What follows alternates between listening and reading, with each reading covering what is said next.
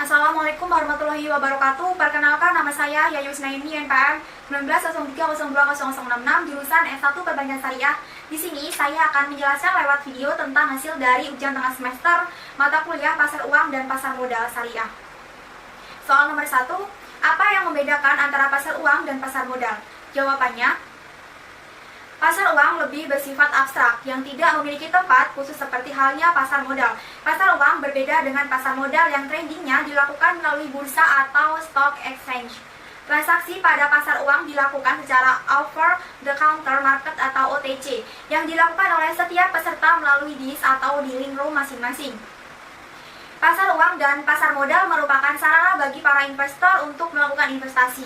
Pasar uang memiliki karakteristik tertentu yang membedakannya dengan pasar modal, antara lain A. Itu instrumen yang diperjualbelikan. Pada pasar uang, sarana pengalokasian dan pinjaman dana yang disediakan adalah jangka pendek yang tidak lebih dari 1 tahun, serta merupakan likuiditas primer. Sedangkan pada pasar modal, instrumen yang diperjualbelikan adalah surat-surat berharga jangka panjang dan merupakan dana yang bersifat permanen atau semi permanen. B. Pasar tempat pelaksanaan transaksi. Pasar modal memiliki tempat transaksi tertentu yang disebut dengan bursa efek. Sedangkan pasar uang, tempat transaksinya bersifat abstrak yang artinya penjualan dan pembelian tidak dilakukan di dalam pasar tertentu. C. Struktur organisasinya. Pada pasar modal, struktur organisasinya lebih terorganisir karena memiliki tempat transaksi khusus serta dalam pelaksanaannya juga diatur dan diawasi oleh otoritas pasar modal. Berbeda dengan pasar uang yang tidak terorganisir.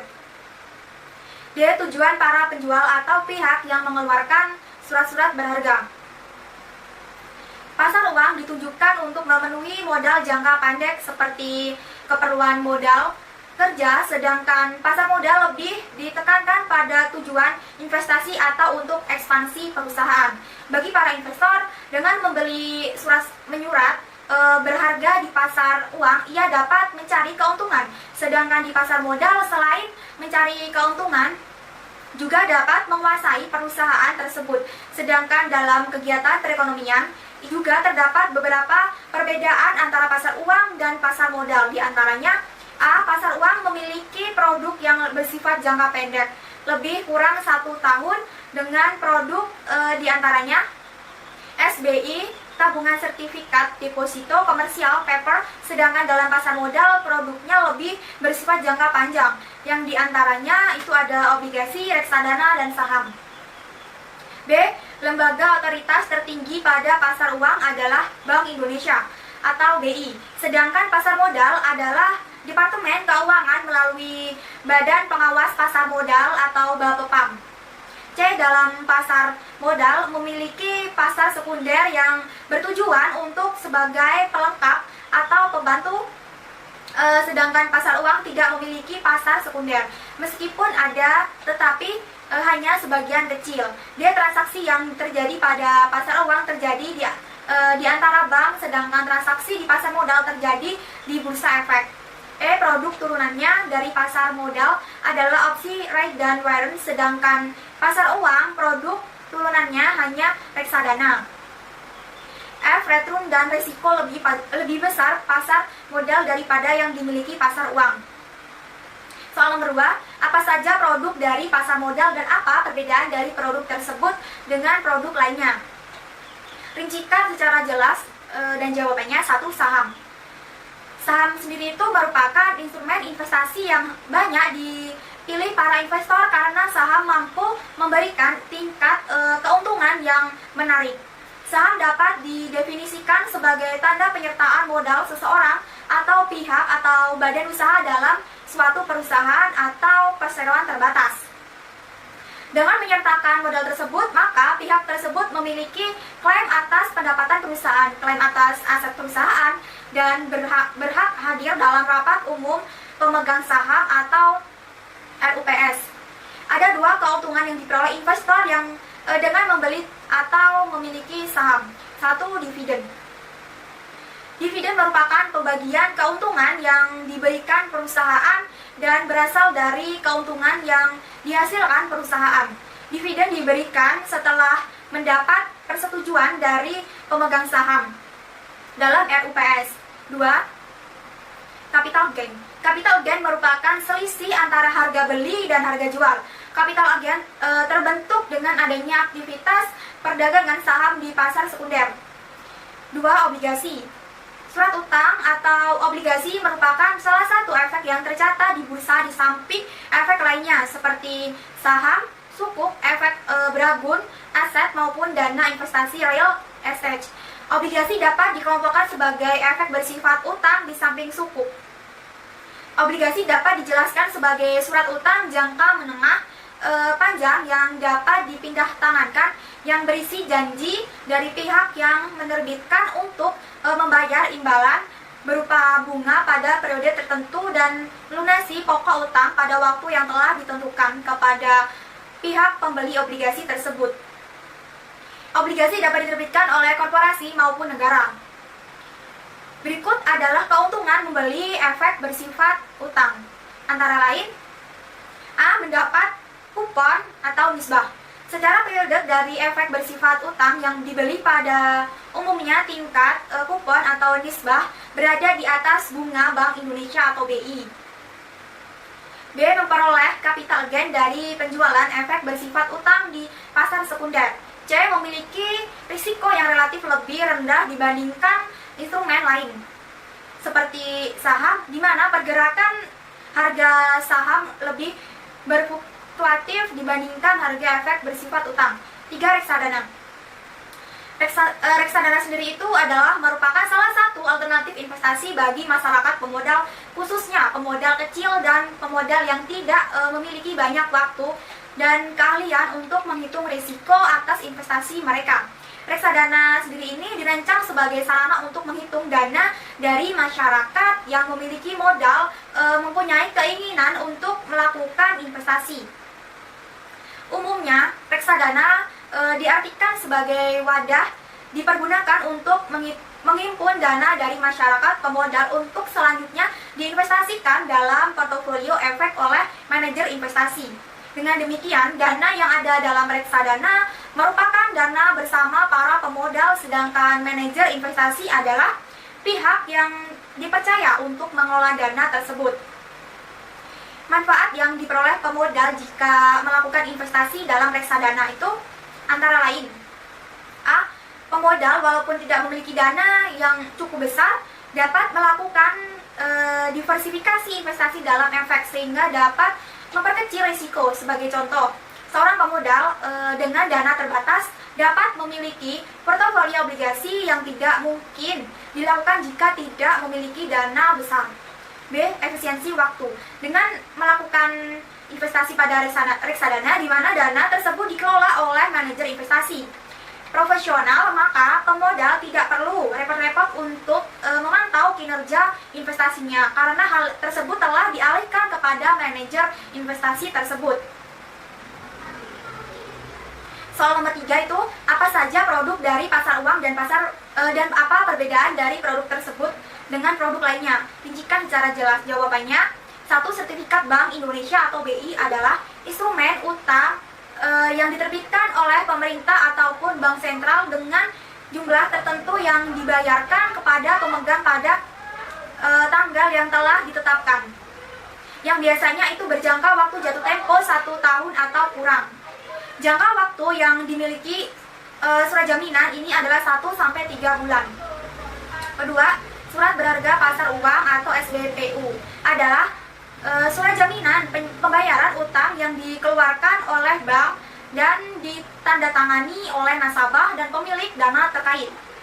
Ketiga, komersial paper promise atau surat berharga komersial yang tidak disertai dengan jaminan yang diterbitkan oleh perusahaan untuk memperoleh dana jangka pendek dan dijual kepada investor dalam pasar uang. Periode jatuh tempo produk ini sangat pendek, mulai dari 1 bulan, 3 bulan, 6 bulan, hingga 12 bulan. Keempat ada call money. Jadi call money itu adalah dana pinjaman yang biasanya diberikan oleh satu bank ke bank lain untuk mengurangi kelebihan dana milik bank yang memberikan pinjaman.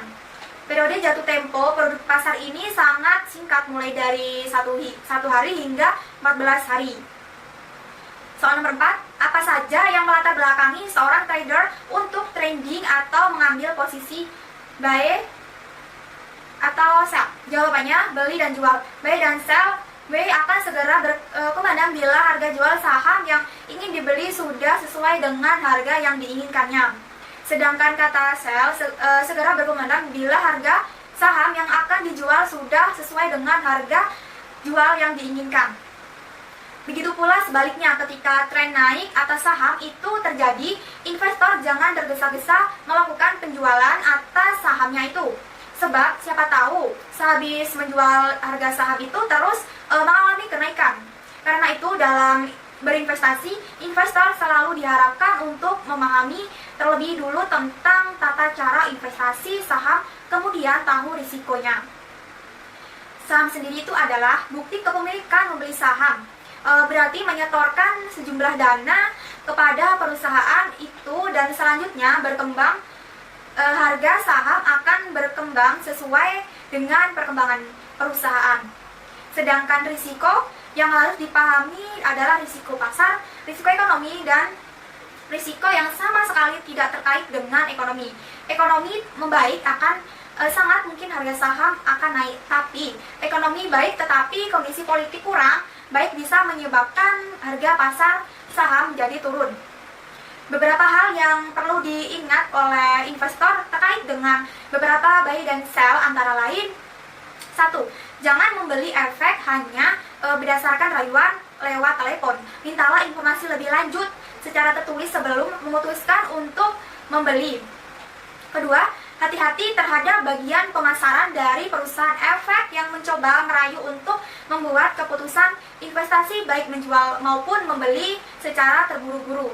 Ketiga, jangan membeli efek berdasarkan berita-berita yang tidak jelas kebenarannya. Akan lebih aman jika memeriksa kebenarannya suatu berita tersebut. 4. Carilah nasihat dari pihak yang berkompeten jika tidak mengerti informasi di dalam informasi. Kelima, periksalah referensi dan latar belakang pihak-pihak yang menawarkan efek. Ingatlah bahwa kinerja yang bagus di masa lalu tidak menjamin kinerja yang sama di masa depan. Ketujuh, hati-hatilah dengan instrumen investasi yang kurang liquid. Kedelapan, pastikan untuk mengerti risiko yang mungkin terjadi jika berinvestasi di efek, terutama berinvestasi di instrumen derivatif. Jadi, aktivitas buy dan sell harus diselaraskan dengan keuntungan yang hendak diperoleh seorang investor. Toleransi atas risiko yang mampu ditahan, serta seberapa panjang investor itu merencanakan investasinya, atau tren horizontal. Ketika tren saham turun, maka investor harus segera menentukan daya tahannya atas risiko penurunan harga saham itu. Selama batas toleransi atas risiko belum terlewati, maka selama itu pula investor melakukan hold atas saham. Karena itu jangan heran kalau sikap hold investor ini sering padukan dengan strategi buy atau beli. Soal nomor 5 itu, jelaskan bagaimana pengaplikasian analisis fundamental secara rinci. Jawabannya, analisis fundamental adalah salah satu metode pengukuran yang digunakan para investor untuk mengetahui keamanan suatu nilai saham. Metode ini dilakukan dengan memeriksa faktor keuangan dan kondisi ekonomi perusahaan terkait. Indikator yang digunakan dalam analisis fundamental adalah return to equity atau ROE dan price to earning ratio atau PE. Tujuan utama sebuah analisis fundamental adalah mempertimbangkan harga untuk dibandingkan dengan harga sekuritas saat ini.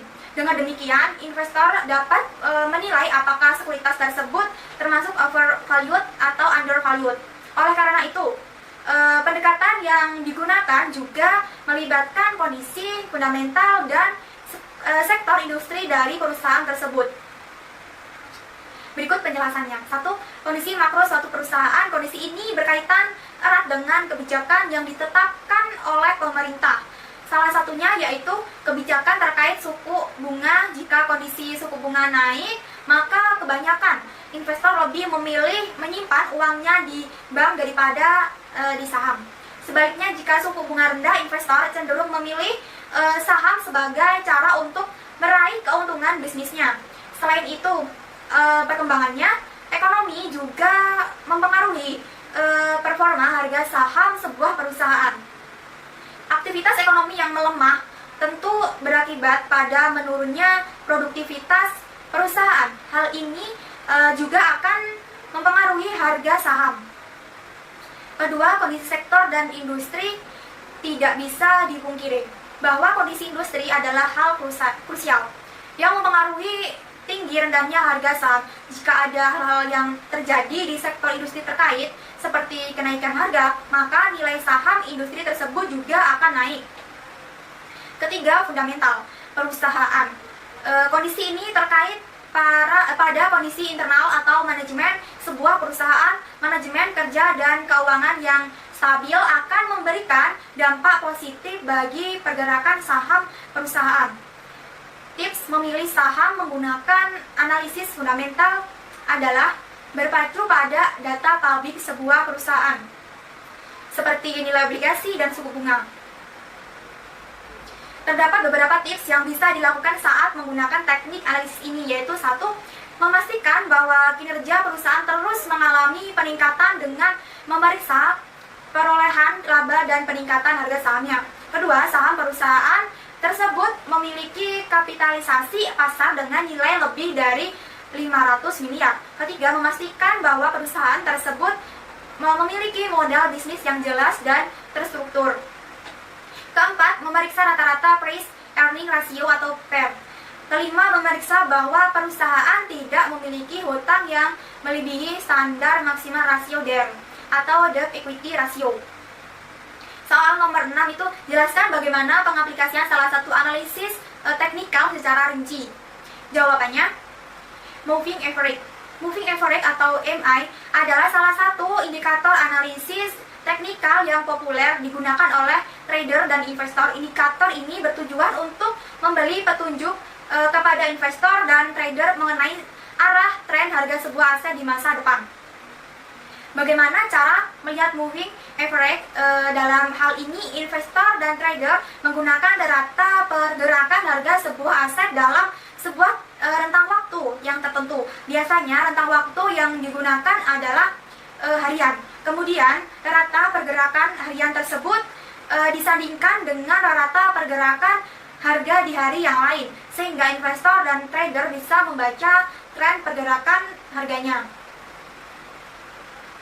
Dalam menganalisis tren harga aset melalui moving average, investor dan trader biasanya menentukan posisi support dan resistance. Secara sederhananya, posisi support adalah titik terbawah dari pergerakan harga sebuah aset dalam jangka waktu tertentu. Sedangkan itu posisi resistance adalah kebalikannya. Namun karena titik support dan resistance menggunakan data yang sudah terjadi, maka keduanya disebut lag indikator. Semakin lama rentang waktu yang digunakan, maka keterlambatan data atau lag yang digunakan juga semakin besar. Selain itu, moving average adalah indikator analisis teknikal yang bisa disesuaikan sesuai keinginan para trader dan investor. Mereka bisa memilih rentang waktu moving average, namun jangka waktu yang digunakan biasanya terdiri dari 15, 20, 30, 50, 100, dan 200 hari. Semakin kecil rentang waktu yang digunakan, maka semakin sensitif pula indikator tersebut terhadap perubahan harga dalam jangka pendek. Begitupun sebaliknya. Bagaimana cara membaca moving average? Karena moving average adalah analisis teknikal yang standar, maka cara membacanya itu moving average yang menanjak mengindikasikan bahwa tren harga aset itu sedang meningkat. Biasanya tren harga yang meningkat dikonfirmasi melalui bullish crossover, yakni kondisi yang terjadi saat moving average jangka pendek melintang di atas moving average dalam jangka pendek. Begitupun sebaliknya, moving average yang melandai merupakan sinyal bahwa nilai aset tersebut sedang melesu. Biasanya tren menurun ini ditandai dengan bearish crossover, di mana moving average dalam jangka panjang melintang di atas moving average jangka pendek. Sekian penjelasan yang bisa saya sampaikan. Apabila ada salah kata, saya mohon maaf. Saya akhiri. Wassalamualaikum warahmatullahi wabarakatuh.